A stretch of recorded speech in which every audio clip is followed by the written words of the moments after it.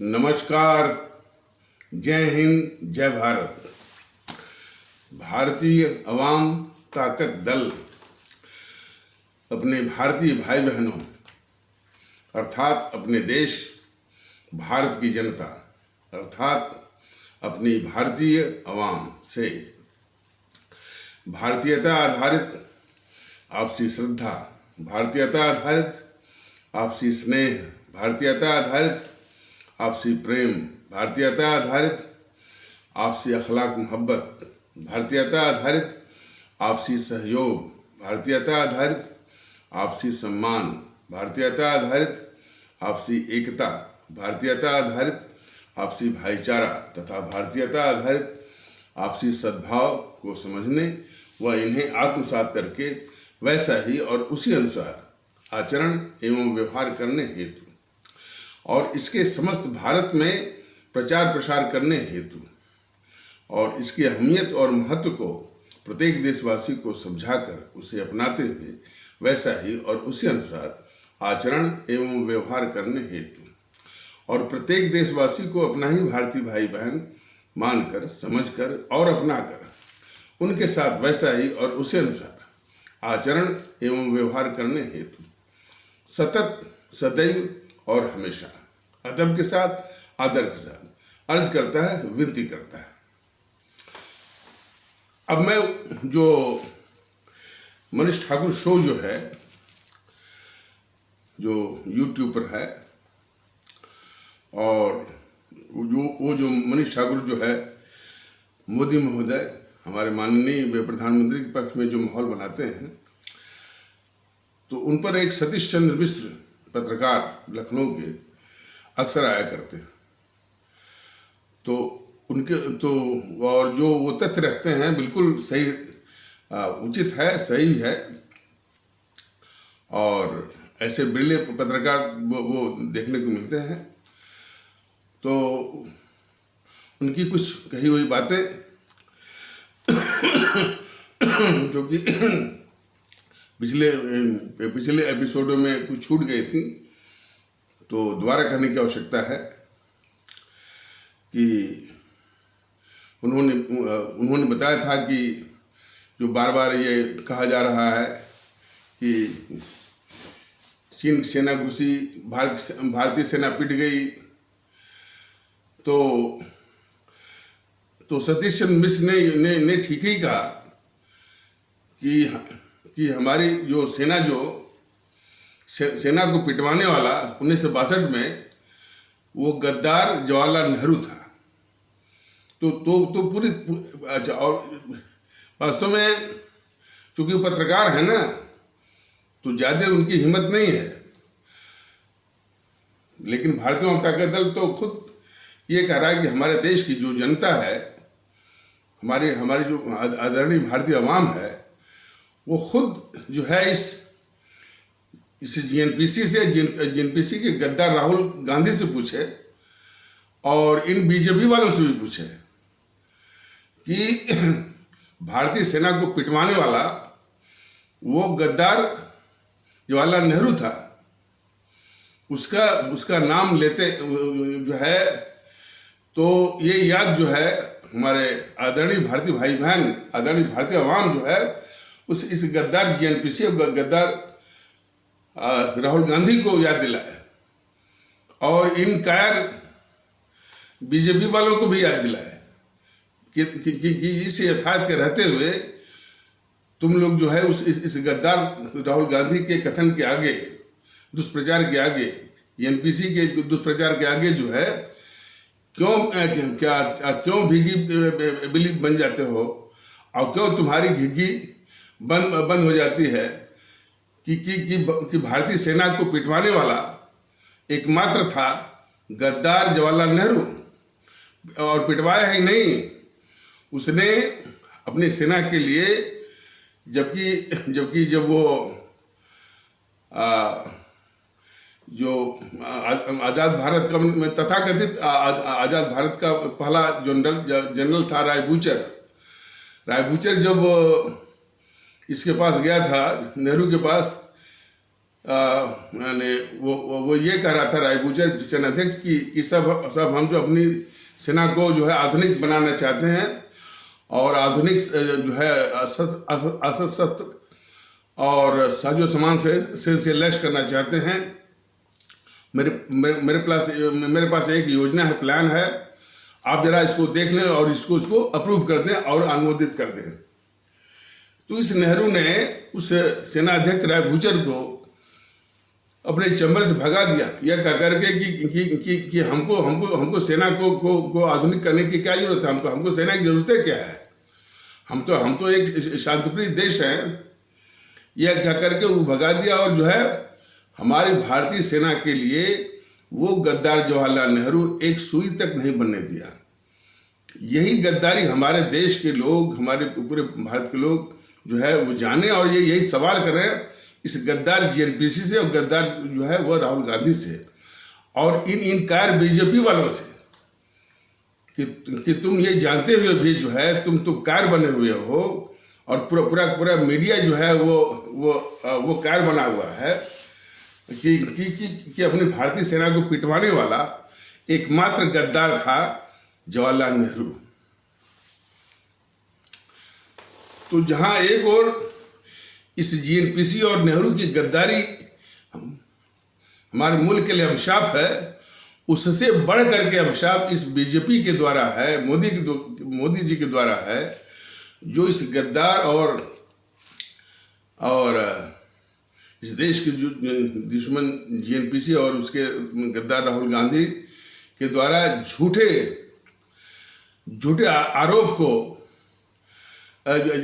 झूठा आरोप लगाने का ये मौका देती है इस देश की कायर और बीजेपी और कायर मोदी महोदय। तो ये बात शायद मिश्र जी नहीं बोल पाए, उन्होंने बस ये बताया कि मैंने 1962 के बाद चीनी सेना का जो आक्रमण हुआ है सिर्फ 2006 से शुरू हुआ है और यूपीए काल में जो यूपीए सरकार का जो गृह राज्य मंत्री एम रामचंद्रन ने स्वीकार किया कि उनके शासन के दौरान 500 बार चीनी सेना ने सीमा का अतिक्रमण किया। मतलब कि जो है उसने बॉर्डर को वायलेट किया। अब बॉर्डर को वायलेट करने मतलब कि वो चीनी सेना घुसी भारत के अंदर और उसने आंकड़े दिया था। वो आंकड़ा उसने दिया था शायद 28 अप्रैल 2013 को और मई में ये खबर आई और मई 2013 में खबर आई कि चीन की सेना भारत के अंदर 15 किलोमीटर अंदर तक घुस गई और उसने वहाँ पर अपनी चौकी वगैरह भी बना ली। जब ये खबर चारों ओर अखबारों में जो है सुर्खियों में और मोटे मोटे अक्षरों में आई, तब ये गद्दार मनमोहन से इन गद्दार राहुल गांधी और गद्दार सोनिया गांधी ने कहलवाया इस गद्दार मनमोहन सिंह से कि यदि चीन 15 किलोमीटर घुस भी गया है तो हम ऐसे घुसपैठ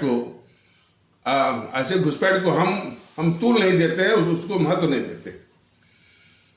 तो ये सच्चाई गद्दारी की यूपीए के द्वारा और किस प्रकार जो है इन सबों ने जानबूझकर के चीनी सेना को घुसवाया, यह हमारे देशवासियों को जानना है।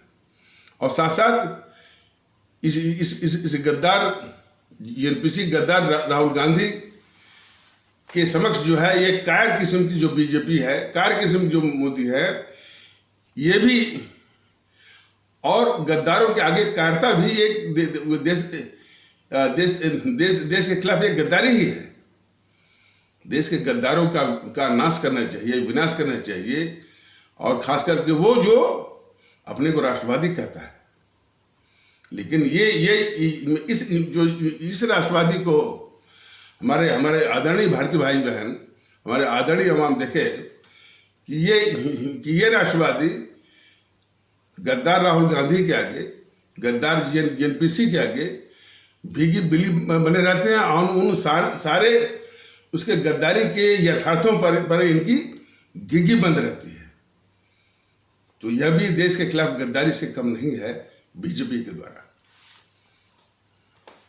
एक अच्छी बात उस मनीष ठाकुर शो जो कि यूट्यूब पर है, जिसमें कि लखनऊ की पत्रकार श्री सतीश चंद्र मिश्र जी आते रहते हैं, तो उन्होंने ये कहा कि ये बात समझ में नहीं आती है कि ये मोदी महोदय या मोदी सरकार जो ये गद्दार राहुल गांधी 2008 में वुहान में चीन की कम्युनिस्ट पार्टी से समझौता किया,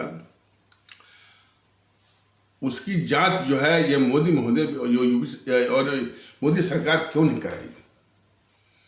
लेकिन यह हमारे सभी आदरणीय भारतीय भाई बहनों और सभी आदरणीय हमारी भारतीय आवाम को जानना जरूरी है कि भारतीय जनता दल कब से कह रहा है कि ये मोदी महोदय जो है, जो इसने इस गद्दार राहुल गांधी ने दुश्मन चीन की कम्युनिस्ट पार्टी से जो समझौता किया, उसकी जांच मोदी महोदय और बीजेपी वालों ने क्यों नहीं कराई। ये मैंने इसी यूट्यूब के माध्यम से 25 बार कहा है।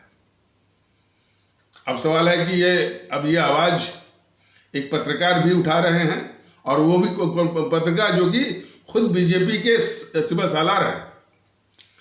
तो मैं समझता हूं कि अब पत्रकारों में भी जागरूकता आनी चाहिए और हमारे देश के लोगों में भी जागरूकता आनी चाहिए कि ये मोदी महोदय और ये बीजेपी वाले जो है वो जो जिसने समझौता किया है दुश्मन चीन की कम्युनिस्ट पार्टी से वुहान में, उसकी जांच बीजेपी वाले मोदी महोदय क्यों नहीं कराए और उस पर इन सबों का पाप जरा देखिए बीजेपी वालों का।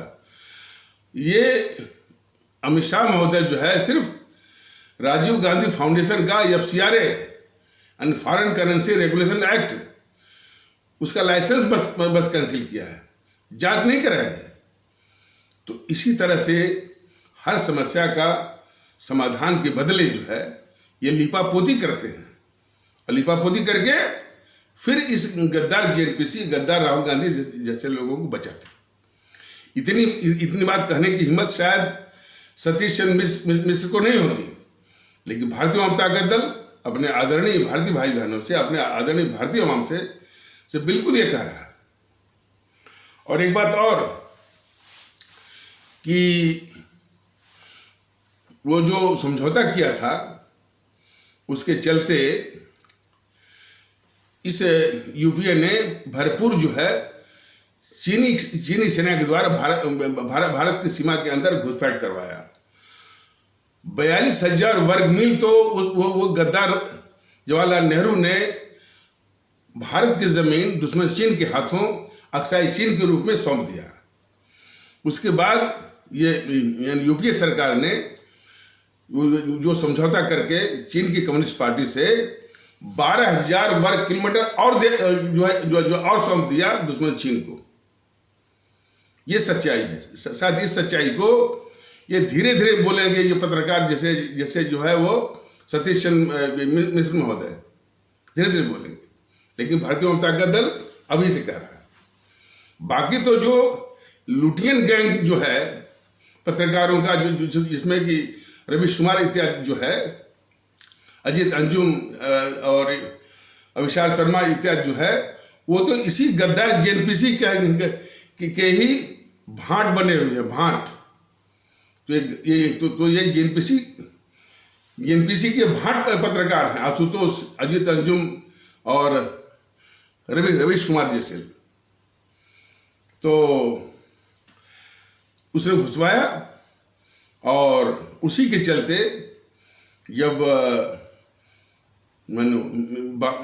मुंबई के जो ताज होटल पर आतंकवादी हमला हुआ और उसको सबक सिखाने के लिए हमारी वायुसेना तैयार थी, उसने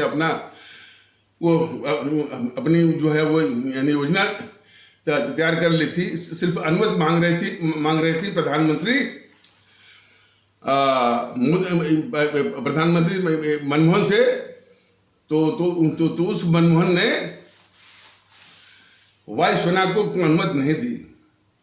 जो आतंकी हमला हुआ था मुंबई में ताज होटल पर, और वो उसी का नतीजा था कि ये गद्दार राहुल गांधी, गद्दार सोनिया गांधी जो कि समझौता किए हुए थे जिनकी कम्युनिस्ट पार्टी से, तो उस कम्युनिस्ट पार्टी का दबाव था इनके ऊपर, और उसी दबाव के चलते इस मनमोहन गद्दार मनमोहन सिंह ने अपनी वायु सेना को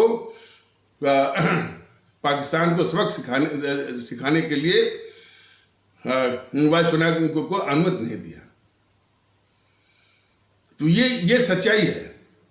ये सारी सच्चाइयाँ जो है बिल्कुल अभिलेखित हैं, रिकॉर्डेड हैं, लेकिन इस गद्दार जीएनपीसी गद्दार जो है राहुल गांधी इत्यादि के आगे ये भीगी बिल्ली बनने वाले बीजेपी के लोग जो है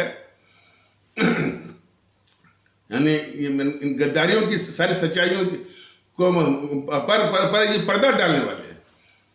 और इन सच्चाइयों के रहते जो है गद्दार जीएनपीसी और गद्दार राहुल गांधी के आगे भीगी बिल्ली बनने वाले बीजेपी जो है, और भी राष्ट्रवाद के नाम पर ये कितना ये राष्ट्र के साथ ये घात कर रहे हैं, द्रोह कर रहे हैं, यह देखने वाली बात है। और उसी समझौते के कारण ही उस समझौते के तहत तुम्हारे जो है अपने देश की जो है संवेदनशील सूचनाएं, अपने सामरिक महत्व की सूचनाएं जो क्या उसने साझा किया, जिसकी बीजेपी वालों ने और मोदी महोदय ने जांच तक नहीं कराई। और कितनी बड़ी गद्दारी है ये मोदी महोदय और बीजेपी वालों की, कि ये एक गद्दार राहुल गांधी की कम्युनिस्ट पार्टी से समझौता करके पता नहीं यानी कौन सी सूचनाएं, कौन सी इस देश की हमारे देश की संवेदनशील सूचनाएं, सामरिक महत्व की सूचनाएं उसने साझा किया। इसकी जो है ये बीजेपी वाले और मोदी महोदय ने जो जांच नहीं कराई अब तक, ताकि ये देश जानता कि किस हद तक इसने गद्दारी की है। इसे राहुल गांधी और उसके जीएनपीसी वालों ने या सोनिया गांधी ने कम से कम देश तो जानता है ना। तो देश न जाने, इसीलिए जो है देश न जाने, और जो है सिर्फ जो गद्दार राहुल गांधी को, गद्दार जीएनपीसी और उसके सोनिया गांधी को बचाने के लिए मोदी महोदय जो अपने को राष्ट्रवादी कहते हैं, बीजेपी वाले जो अपने को राष्ट्रवादी कहते हैं, इन लोगों ने जांच नहीं कराई। तो उसी समझौते के तहत जो है इन सबों ने भारत का बाजार भी खोल दिया उस दुश्मन चीन के लिए। चीन की सेना को भारत के अंदर घुसवाया भी, और भारत का बाजार भी दुश्मन चीन के लिए खोल दिया। इन गद्दार राहुल गांधी, गद्दार सोनिया गांधी के लोगों ने चीन से रिश्वत लेकर के, इसको भी बीजेपी वाले नहीं कहते और इसको भी मोदी महोदय नहीं कहते। और वो जो भारत का बाजार चीन के लिए खोल दिया, वही जो है चीन के साथ व्यापारिक घाटे की जड़ है। कहते हैं ना कि चीन के साथ जो हमारा जो व्यापारिक घाटा है, मतलब हम जितना निर्यात करते हैं चीन को, उसका 5 गुना 6 गुना उसे आयात करते हैं।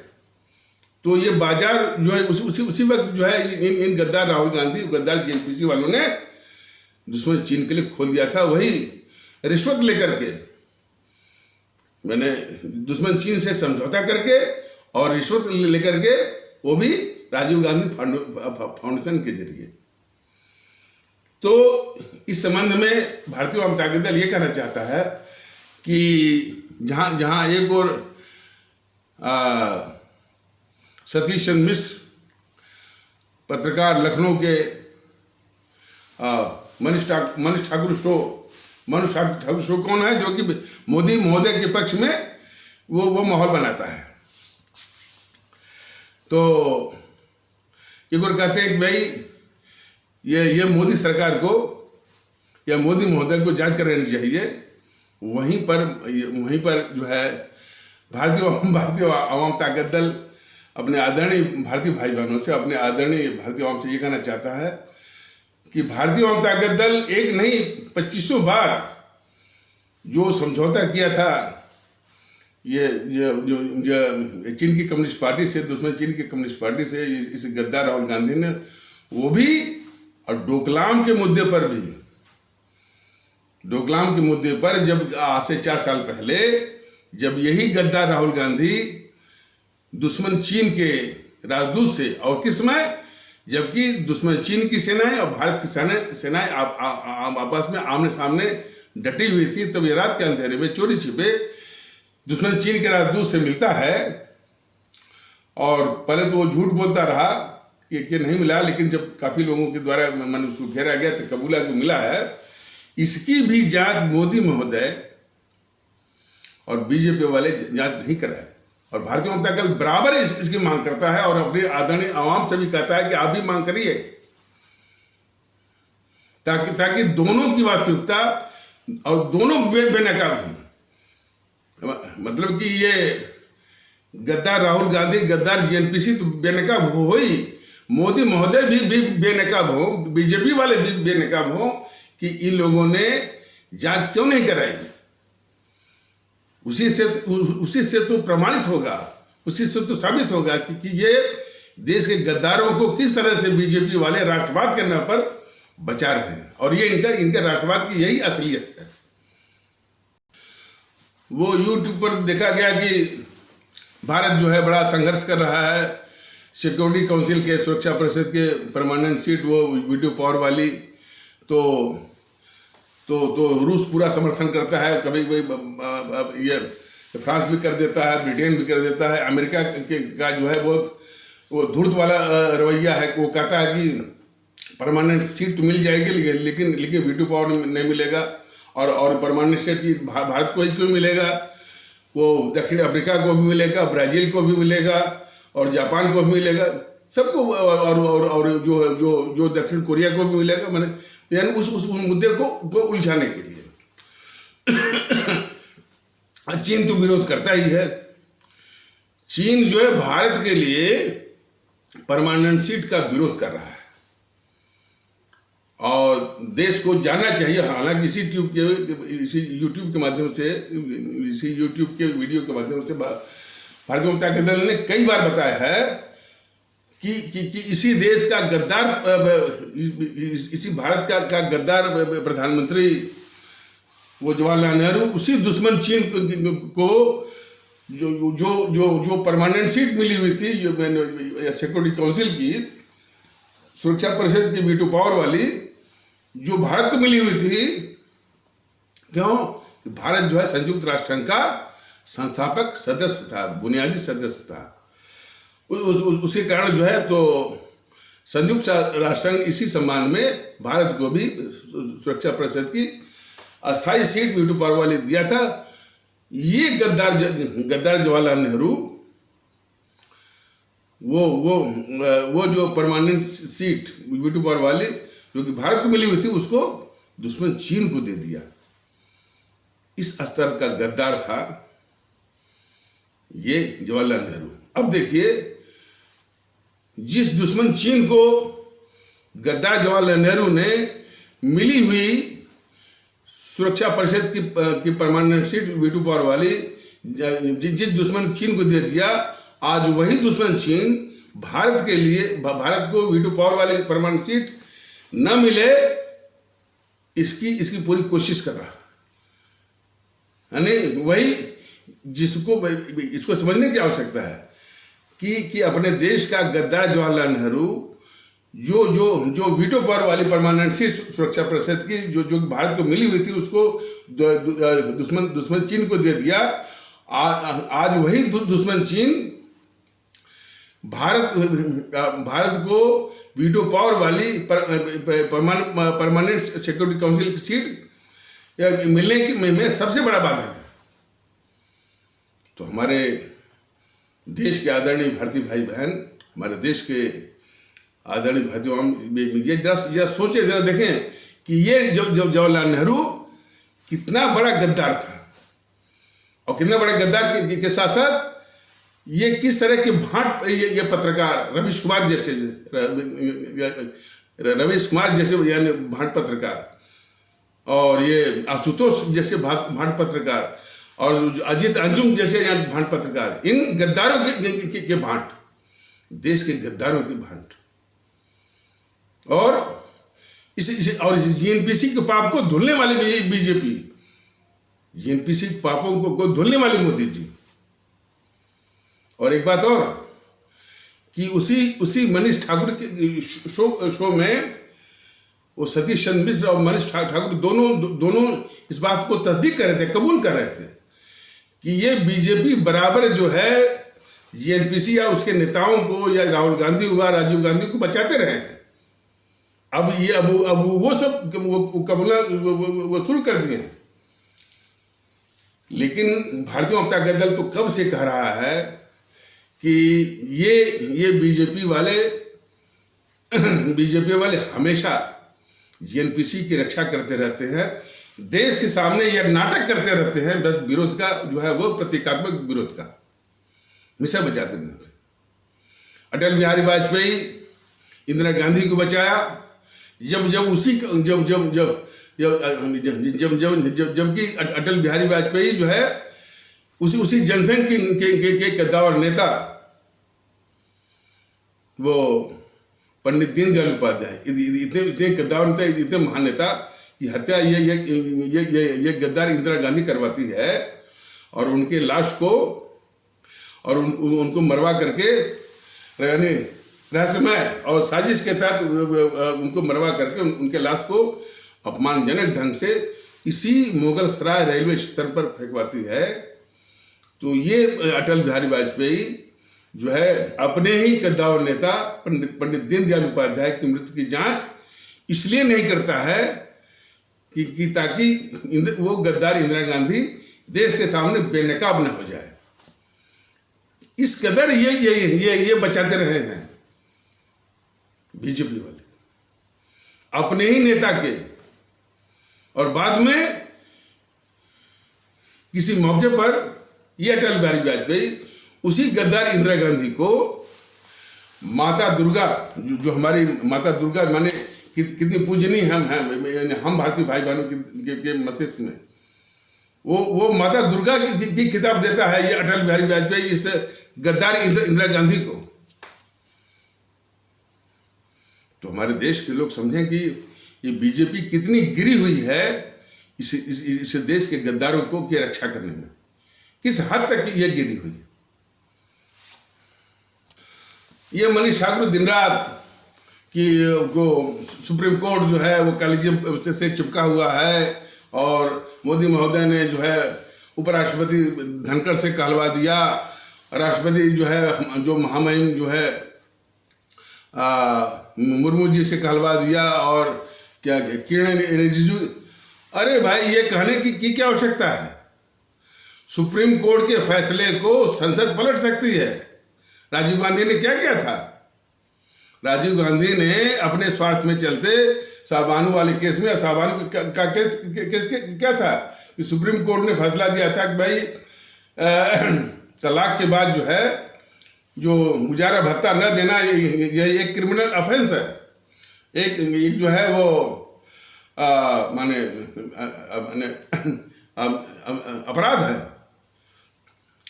अपराध है, ये क्रिमिनल ऑफेंस है, तो इसलिए वो देना पड़ेगा। सुप्रीम कोर्ट ने जो है वो साबान महज 100 रुपया है, सुप्रीम कोर्ट ने महज 100 रुपये के लिए बोला था, और उसको भी राजीव गांधी, उस गद्दार राजीव गांधी ने उस फैसले को, सुप्रीम कोर्ट के उस फैसले को संसद के द्वारा जो है पलटवा दिया।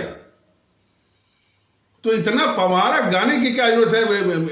ये मनीष ठाकुर ये सब इतना झूठ सब बोलते हैं। मनीष ठाकुर वगैरह जो है सिंपल सब फिर ला दे, पलट दें उसको ना, जो इसने खारिज किया था। सुप्रीम कोर्ट ने जो है NJAC को, नेशनल जुडिशियल अपॉइंटमेंट कमीशन जो कि संसद के द्वारा पारित था और राष्ट्रपति के द्वारा उस पर हस्ताक्षर भी हो गए थे, और 21 भारत की 21 विधानसभाओं के द्वारा भी वो पारित था। उसको इसने खारिज किया। कोई बात नहीं है, वो फिर से कर दो। फिर से करने के बजाय तमाम ये झगड़ा की क्या जरूरत है? और कैसे नहीं माने कि ये सुप्रीम कोर्ट संसद के द्वारा जो है एक बार मैंने उसने खारिज किया, दोबारा करिए। क्या इसकी हिम्मत है कि न माने? लेकिन वही कायरता वाली बात, राजीव गांधी जो है वो पलट सकता है, और यहीं पर काय जो है मोदी महोदय जो है वो राष्ट्रपति को आगे करेंगे और उपराष्ट्रपति को आगे करेंगे, किरण रिजिजू को आगे करेंगे। लेकिन जो करना है कि फिर से वो विधेयक बनाओ उसी का, क्या बार बार वो खारिज वो करेगी? हर चीज की दवा है। आज तक इस संसद ने एक भी इनकॉम्पिटेंट और इनकैपेसिटी वाला कोई भी सुप्रीम कोर्ट का कोई किसी भी हाई कोर्ट के जज को आज तक इसने इम्पीचमेंट ला करके महाअभियोग ला करके इसने बर्खास्त नहीं किया। तो सबसे इनकॉम्पिटेंट तो पार्लियामेंट है। पार्लियामेंट की इसी इनकॉम्पिटेंस का फायदा जो है, जो जजेज हैं, जो इनकॉम्पिटेंट और जो है और इस प्रकार से जो जस्टिसेस हैं, इसी बात का फायदा उठा रहे हैं कि ये पार्लियामेंट खुद ही जो है इनकॉम्पिटेंट है, अयोग्य है। ये 70-75 साल हुआ, इसने एक भी इनकॉम्पिटेंट और अरिंग जस्टिस को पर महाभियोग लगाकर इसने निकाला नहीं। तो इस कमजोरी को सुप्रीम कोर्ट समझ रहा है। इसको कोई भी यानी संविधान के प्रति समर्पित, संविधान को आदर देने वाला यदि प्रधानमंत्री होता, निश्चित है कि यानी दो चार जजों को जो है वो इम्पीचमेंट वो लगा करके यदि बर्खास्त करता, अपने आप जो है वो ये रास्ते पर आते। लेकिन खुद ही निकम्मा है ये संसद जो है, तो खुद ही निकम्मा है तो उसी का लाभ ये उठा रही है। और ये न करके झूठ मूठ का माहौल कि यानी किरण रिजिजू रोज बयान दे रहे हैं, कभी जो है वो उपराष्ट्रपति से बयान दिलवा रहे हैं, मोदी जी राष्ट्रपति से बयान दिलवा रहे हैं। तो ये तो इनकी वो कायरता है। जो करना चाहिए वो नहीं करते। देश के दुश्मनों को पालना, देश के गद्दारों को पालना और मनीष ठाकुर जैसे लोगों को लगा देना कि वो जो है बस इनका वर्णन करते रहे और बीजेपी के पक्ष में चुनावी माहौल बस बनाते रहे, ये कायरता वो चल रही है।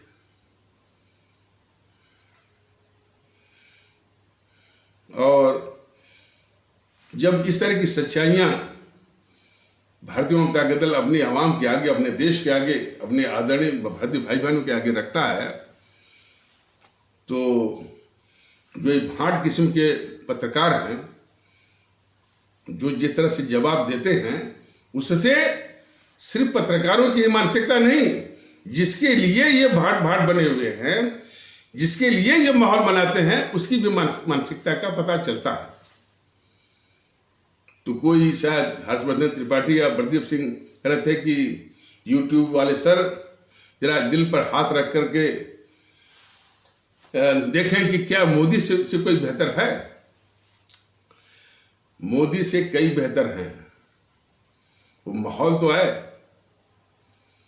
सवाल इस बात का है, ये उल्टा सवाल भारतीय जनता दल प्रदीप सिंह जैसे लोगों से पूछ रहा है, क्या भारतीय जनता दल के विचारों से बेहतर विचार जो है वो किसी के पास है? भारतीय जनता दल उल्टा सवाल कर रहा है प्रदीप सिंह जैसे लोगों के इस सवाल पर कि कह रहे हैं कि क्या मोदी से बेहतर कोई है? तो भारतीय जनता दल प्रदीप सिंह जैसे पत्रकारों से सवाल कर रहा है कि क्या कोई भी पार्टी जो क्या कोई भी राजनीतिक दल का विचार जो है भारतीय जनता दल के विचार से बेहतर है?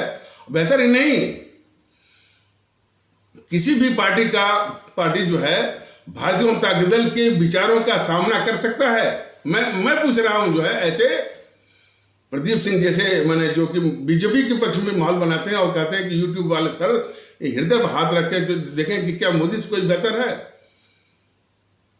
तो भारतीय जनता दल प्रदीप सिंह जैसे या हर्षवर्धन त्रिपाठी जैसे लोगों से ये सवाल कर रहा है कि क्या कोई भी दल जो है भारतीय जनता दल के विचारों का सामना करने का नैतिक साहस है, सामना कर सकता है?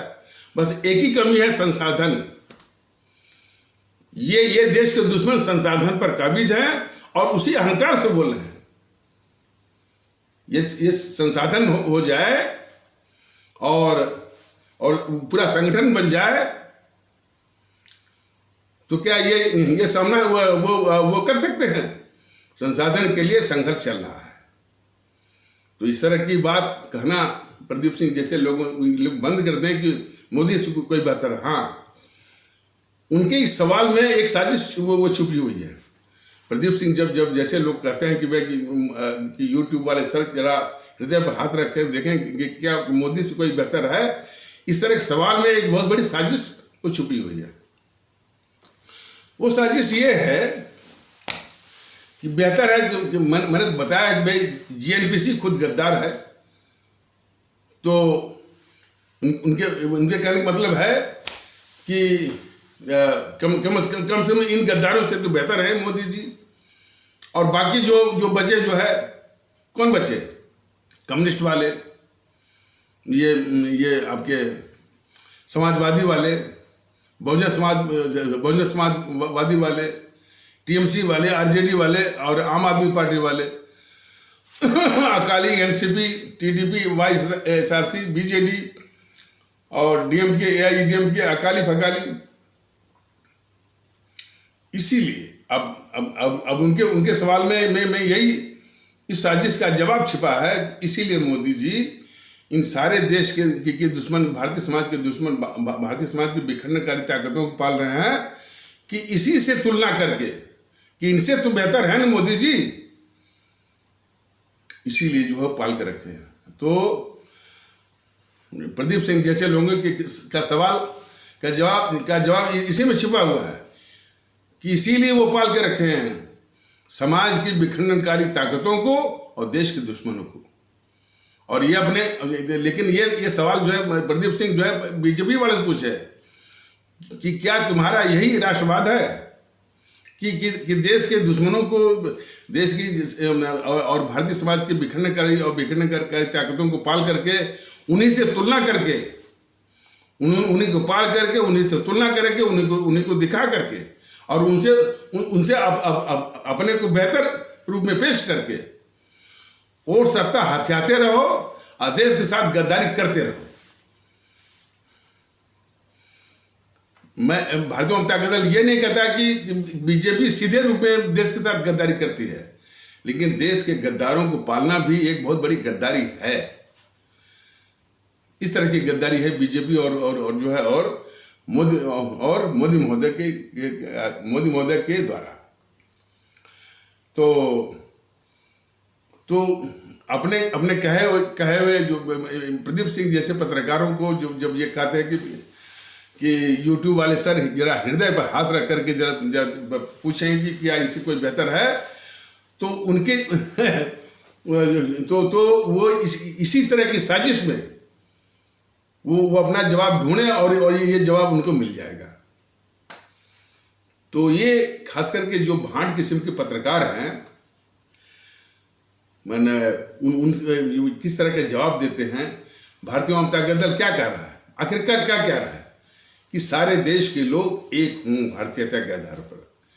ये चीज इनको यही चीज इनको खल रही है कि भारत देश के लोग अब जिनको हम बांट रहे थे, भारतीय जनता दल कह रहे कि नहीं एक हो, तो यही तो उनका कष्ट है, उनकी तकलीफ यही है कि वो इस भारतीय समाज को बांट रहे हैं। भारतीय जनता दल कह के नहीं सब लोग भारतीयता के आधार पर एक हो। और एकता की बात जब आएगी तो ये बीजेपी वाले कहेंगे नहीं नहीं, भारतीय एकता की तो जरूरत है ही नहीं, हिंदू एकता। और इस तरह के तमाम प्रपंच जो है, ये जो है वो ये सुधांशु त्रिवेदी इस बात की हमेशा इसका माहौल वो बनाना चाहिए कि किस किस प्रकार हमारे परमादरणीय राष्ट्र महानायक राष्ट्रभक्त शिरोमणि नेताजी सुभाष चंद्र बोस की जीवनी पर जो है वो प्रवचन करे, यानी उनकी बातों को फैलाए, उनके देशभक्ति की बातों को फैलाए, जो है उसके विषय में चर्चा करे, उसके विषय में गोष्ठी करे। हमारे परम आदरणीय राष्ट्र महानायक राष्ट्रभक्त शिरोमणि नेताजी सुभाष चंद्र बोस के विषय में, या शहीद आजम भगत सिंह के विषय में, या अमर शहीद हमारे चंद्रशेखर आजाद जी के विषय में, या हमारे अमर शहीद अशफाकुल्लाह जी के विषय में, या हमारे अमर शहीद खुदीराम बोस जी के विषय में, हमारे अमर शहीद सुब्रमण्य भारती जी के विषय में, हमारे अमर शहीद श्रीमती रानी लक्ष्मी बाई जी के विषय में, हमारे अमर शहीद श्रीमती रानी चंद्रमा जी के विषय में, हमारे अमर शहीद श्रीमती रानी गडिलू जी के विषय में, इनके महत्व का वर्णन करने के बजाय ये भारत विरोधी जो है ये सुधांशु त्रिवेदी वो सनातन और सिविलाइजेशनल कल्चर ला करके भारत की नींव को वो कमजोर कर रहा है। और उसी के पक्ष में ये प्रदीप सिंह, हर्षवर्धन त्रिपाठी, मनीष ठाकुर जैसे लोग माहौल बना रहे हैं। इसको हमारे आदरणीय भारतीय भाई बहन ज्यादा समझे ना इसको। और जैसा कि हमने बताया कि जब भी टीवी पर डिस्कशन होता है, परिचर्चा होती है, तो जब भी कोई इस्लाम आस्था वाला, जब भी कोई इस्लाम आस्था वाले भारतीय भाई बहनों के तबके से कोई प्रवक्ता मिल जाता है इनको देर नहीं लगती है, तुरंत उसको जिहादी बोलने में, उसको पाकिस्तानी बोलने में, उसको गद्दार बोलने में। लेकिन वहीं पर घोर गद्दार जो है एनपीसी का प्रवक्ता रहता है, न तो उसको गद्दार कहते हैं, और उस गद्दार के आगे ये बीजेपी के प्रवक्ता जो है भीगी बिल्ली बने रहते हैं। यह इस देश को बर्दाश्त नहीं है बीजेपी वालों, मोदी महोदय, कि देश के गद्दारों के आगे जो भीगी बिल्ली बने रहते हैं, और जो भीगी बिल्ली बनने का जो माहौल जो आप बना हुए हैं, जो इनको मौका दे रहे हैं।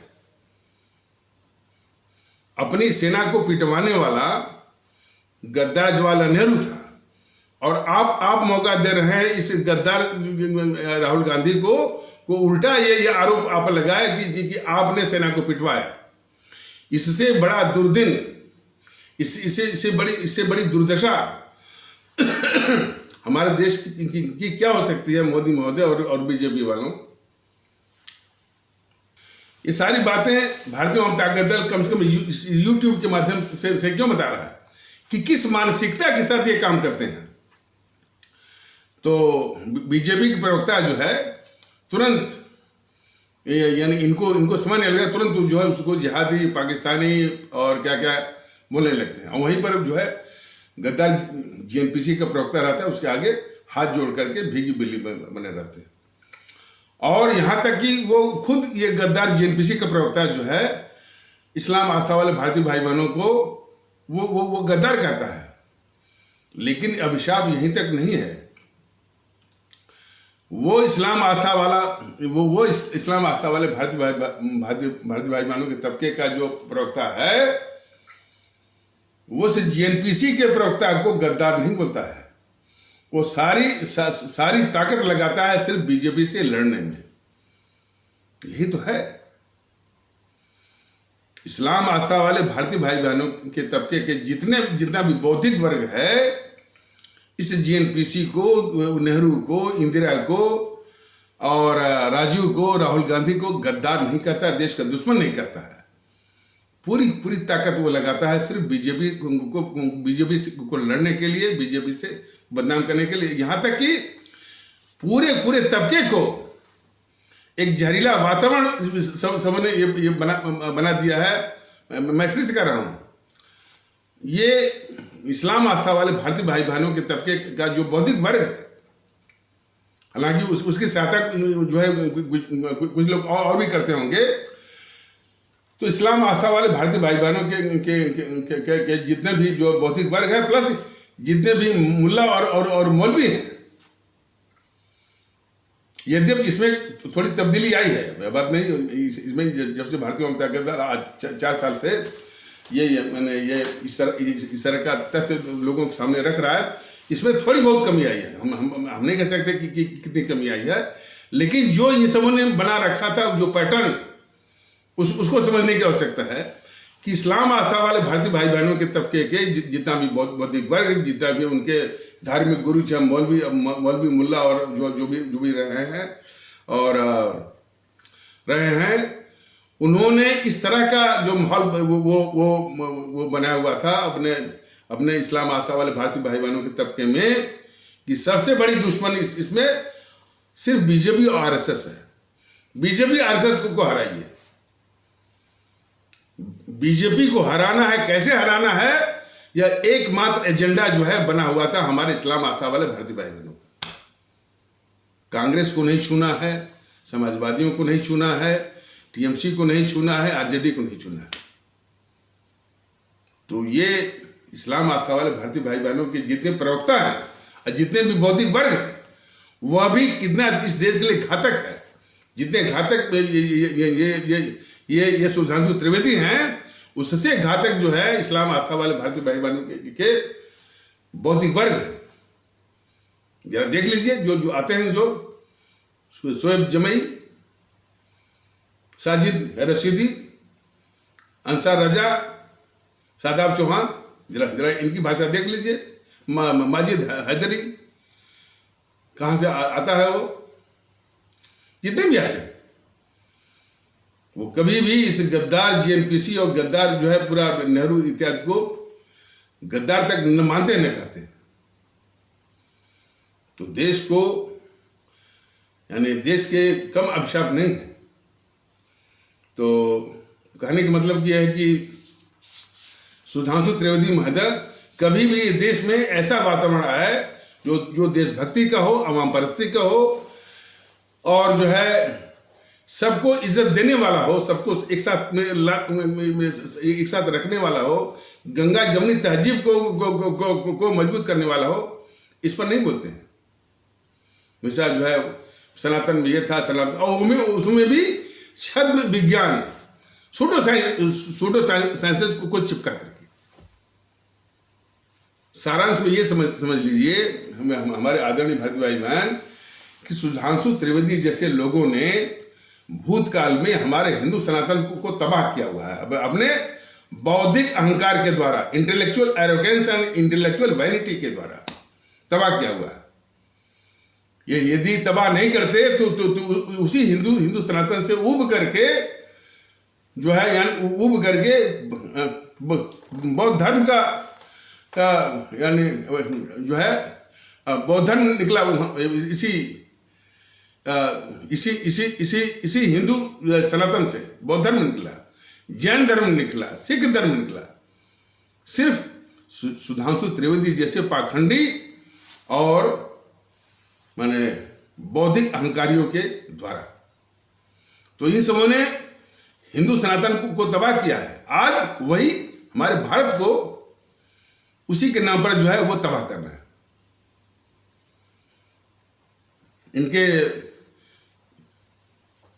इनके बौद्धिक अहंकार को जरा देखिए। हमारे, मैं बार बार कह रहा हूं कि हिंदू सनातन सिद्धांत रूप में विश्व का सबसे पुरातन और सबसे आदर्श में ये अपना पंथ है। इसके दर्शन जो है बहुत ऊंचे ऊंचे हैं। लेकिन सुधांशु त्रिवेदी जैसे लोग इतने आदर्श में, यानी वो हिंदू सनातन को जो है यानी पाखंडियों के और सामंतशाही दृष्टिकोण रखने वालों के और बौद्धिक बेईमानों के की जकड़ पकड़ में डाल दिया। इसका उदाहरण मैंने बताया था ना कि और बौद्धिक अहंकार जो है, और देखिए और किस तरह के पाखंड ये फैलाते हैं। ये फैलाते हैं वसुधैव कुटुंबकम, ये बढ़िया आदर्श है, इसमें पाखंड नहीं है। किस तरह का आचरण, वसुधैव कुटुंबकम मतलब कि पूरी दुनिया ही अपना परिवार है, और वहीं पर इनका जो पड़ोसी है, जो पड़ोस में रहने वाला हमारा इस्लाम आस्था वाले भारतीय भाई बहनों को बराबर उसको नीचा दिखाने के लिए कि हिंदू सनातन बेहतर है, इस्लाम जो है वो उससे निम्नतर है, उससे जो है वो घटिया है, इसी का माहौल बनवाते हैं और नाम लेते हैं वसुधैव कुटुंबकम का। तो इस तरह से जो है इसी तरह के सारे आदर्शों को सुधांशु त्रिवेदी जैसे लोगों ने पाखंड बना दिया, पाखंड का शिकार बना दिया है। कुछ उदाहरण और सुन लीजिए। हिंदू सनातन का एक आदर्श है कि विद्या का जितना ही दान करेंगे, जितना ही विद्या को फैलाएंगे, वो विद्या का धन उतना ही बढ़ता है। लेकिन व्यवहार देखिए जो है, देखिए सुधांशु त्रिवेदी जैसे लोग जो कि यानी पुरातन जमाने में कि वो विद्या चुनिंदा लोग ही पढ़ेंगे, वही वेद पढ़ेंगे, वही पुराण पढ़ेंगे, और एक बड़े तबके को शूद्र बोल करके उसे हमेशा उसे महरूम रखा, वंचित रखा। तो इस आदर्श की भी मैंने कहने की एक आदर्श है कि वसुधैव कुटुंबकम, उसको सुधांशु त्रिवेदी जैसे लोगों ने पाखंड का शिकार बना दिया है। दूसरा आदर्श है कि विद्या या ज्ञान जो है वो दान देने से, फैलाने से ये विद्या का धन, ज्ञान का धन जो बढ़ता है, इसको भी सुधांशु त्रिवेदी जैसे माने बौद्धिक अहंकारी जो है या इंटेलेक्चुअल एरोगेंट और इंटेलेक्चुअल वैनिटी वाले जो है, इस आदर्श की भी जो है वो इसको भी पाखंड का शिकार बना दिया है कि चुनिंदा लोग ही वेद पढ़ेंगे, चुनिंदा लोग ही पुराण पढ़ेंगे, उन्हीं को पढ़ने का अधिकार है, बाकी तबके को शूद्र इत्यादि बोल करके उनको ज्ञान से बिल्कुल महरूम रखा। और सबसे बड़ी बात है कि आज तक जो है सुधांशु त्रिवेदी जैसे लोग जो है जो कि छद में विज्ञान को ला करके उसके यानी पुरानी बातों को महान दिखाना चाहते हैं।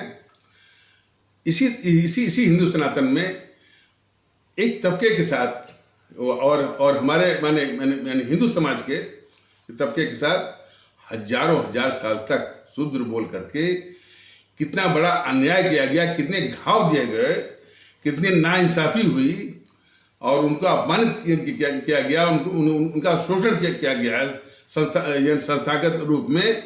इस पर एक भी रिग्रेट या एक भी अफसोस सुधांशु त्रिवेदी जैसे लोगों के मुंह से नहीं निकलता है।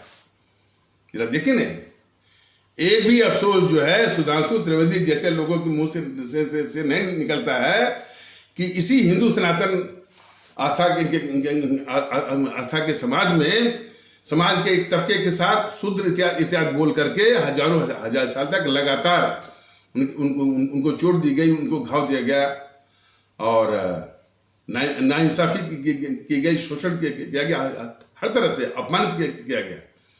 इस पर जो है सुधांशु त्रिवेदी जैसे बौद्धिक अहंकारियों के मुंह से एक शब्द भी नहीं निकलता है।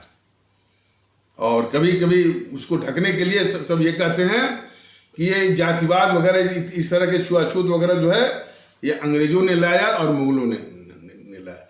तो इस तरह के ये झूठ बोलने वाले हैं। कहने का तात्पर्य यह है कि इन सबों ने हमारे हिंदू सनातन को तो तबाह किया ही। अब जो ये भारत हमारा एक संवैधानिक इकाई बन गया है, इसको भी पुरानी पुरानी बातों को ला करके इसको भी तबाह करने पर तुले हुए हैं। ये दुखड़ा है हमारे इस देश का। इस देश को यदि मजबूती देनी है तो सिर्फ बात करनी है हमारे परम आदरणीय राष्ट्र महानायक राष्ट्रभक्त शिरोमणि नेताजी सुभाष चंद्र बोस की बात करनी है। हमको बात करनी है सिर्फ शहीद आजम भगत सिंह की बात करनी है। हमको बात करनी है तो सिर्फ अमर शहीद चंद्रशेखर आजाद की बात करनी है। हमको बात करनी है तो सिर्फ जो है अशफाक उल्लाह की बात करनी है। हमको बात करनी है तो सिर्फ जो है अमर शहीद खुदीराम बोस की बात करनी है। हमको जो है बाबा साहब अम्बेडकर की बात करनी है। और हमारे अमर शहीद सुब्रमण्यम भारती की बात करनी है। हमारे अमर शहीद श्रीमती रानी लक्ष्मीबाई की बात करनी है। हमको बात करनी है तो सिर्फ हमारी अमर शहीद रानी चंद्रमा की बात करनी है। बात करनी है तो सिर्फ हमारी अमर शहीद श्रीमती रानी गडेले की बात करनी है, जिनको इन गद्दार जेएनपीसी वालों ने दबा के रखा था। और ये बीजेपी वाले इनकी बात नहीं करते हैं। वो पुराने सनातन और अधिक से अधिक गोडसे को लाएंगे और इनको लाएंगे, क्या नाम है, सावरकर को लाएंगे। ये गद्दारी है बीजेपी की, यानी इस देश को तबाह करने की। लेकिन बीजेपी वाले भी समझें, देश में इस तरह की भावना, इस तरह की आवाजें उठ रही हैं कि इस देश में भारतीय जनता दल का माहौल आना चाहिए। ये वो जान लें जो और कैसा माहौल, जो भारतीयता के आधार पर एकता, भारतीयता के आधार पर आपसी एकता, भारतीयता के आधार पर आपसी भाईचारा, भारतीयता के आधार पर आपसी सद्भाव और गंगा जमनी तहजीब, साझी सोच, साझी समझ और साझी विरासत, साझी संस्कृति, साझा इतिहास इत्यादि। मतलब कि composite understanding, composite thinking, composite culture, composite heritage, composite history, इसका माहौल हो। एक दूसरे को नीचा दिखाने वाला बिल्कुल नहीं। यही दुष्टता, यही देश विरोधी काम जो है सुधांशु त्रिवेदी की ब्रिगेड कर रही है, जो इस देश को बिल्कुल कबूल नहीं है और नाकाबिले बर्दाश्त है। बीजेपी वाले जो है बस यही कि हमने सिलेंडर दिया, हमने गैस का कनेक्शन दिया, खाते खुलवाए, घर दिया और इतना विकास, वो highway, expressway, dedicated freight corridor, industrial corridor इत्यादि इत्यादि। इससे माने जो हमारे देश में आर्थिक मजबूती आएगी और हम चीन को टक्कर देंगे इत्यादि की बात है।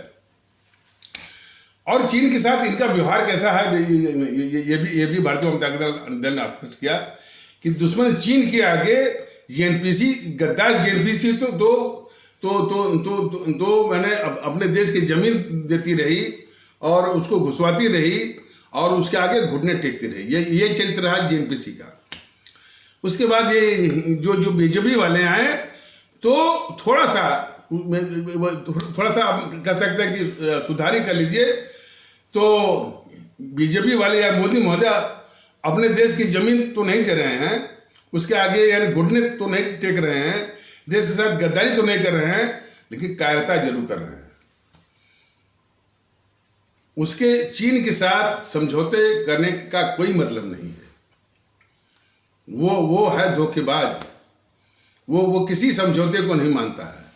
वो एक ही भाषा को समझेगा कि जब आप आक्रामक रूप में कहेंगे, जब वो बोलेगा कि अरुणाचल प्रदेश हमारा है, तो भारत को कहना पड़ा कि नहीं भाई, इसकी बात तो तुम छोड़, तिब्बत हमारा है, तुमने इस पर अवैध रूप से कब्जा किया है।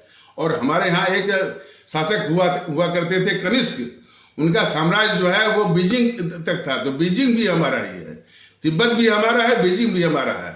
और भारत जो है तिब्बत को भी बीजिंग को लेकर रहेगा, तब देखिए उसकी भाषा जो है वो रास्ते पर आ जाएगी। तो ये भारतीय जनता दल की देशभक्ति की भावना है, और ये बीजेपी वाले मोदी महोदय के कार्यता की भाषा है, क्योंकि वो दावा कर रहा है कि अरुणाचल प्रदेश है तो ये अपने को बचते हुए। एक अंग्रेजी में कहावत है, offence is the best defence, offence is the best defence. हमेशा दुश्मनों के आगे जो है ऑफेंसिव रहिए, तभी आपके जो है वो डिफेंस की पॉलिसी जो है सफल हो सकती है। ये मोदी महोदय एक तो देश के अंदर देश के दुश्मनों के आगे यानी बिगी बिल्ली बनना, देश के दुश्मनों को बचाना, उनकी गद्दारी को छिपाना, और दुश्मन चीन के आगे जो है कार्य की तरह, इससे देश नहीं चलता। अब पता नहीं कैसे इनके सिपा सालार इनके पक्ष में माहौल बनाते हैं और वोट दिलवाते हैं। और रही बात विकास की, आगे भी बताएंगे। अब ये एपिसोड जो कि लंबा हो रहा है, अंग्रेजों ने, जैसा पहले अंग्रेजों ने भी बहुत विकास किया और इनसे अधिक विकास किया हुआ है, लेकिन अंग्रेज इस देश के दुश्मन थे। वो कभी भी अंग्रेज जो है इस देश के उनके हुए नहीं, और उन्होंने हमारे देश से $45 ट्रिलियन 45 ट्रिलियन डॉलर लूट कर ले गए। तो विकास कोई इस बात का इंडिकेटिव नहीं है कि आप जो है वो आप मुल्क परस्त हैं। आपकी मंशा क्या है, आपकी नीयत क्या है, ये दिखाता है। हमारे देश में एक बहुत बड़ा तबका वो कहता है कि साहब हम जिस स्थिति में हैं, हम छोटे मोटे कारीगर हैं, वो है हमको सम्मान चाहिए, हमको सुकून चाहिए। और ये जो है देश में जितने भी नफरत फैलाने वाले, पुष्पेंद्र कुलश्रेष्ठ से लेकर के, मैंने बार बार नाम लिया है, आप नफरत आप फैलाएंगे, उनका सुकून आप नष्ट करेंगे और विकास आप दिखाएंगे। चलिए, तो इन्हीं आवश्यक शब्दों के साथ इस आवश्यक परिचर्चा को यहीं पर विराम दिया जाता है। तब तक के लिए नमस्कार, जय हिंद, जय भारत।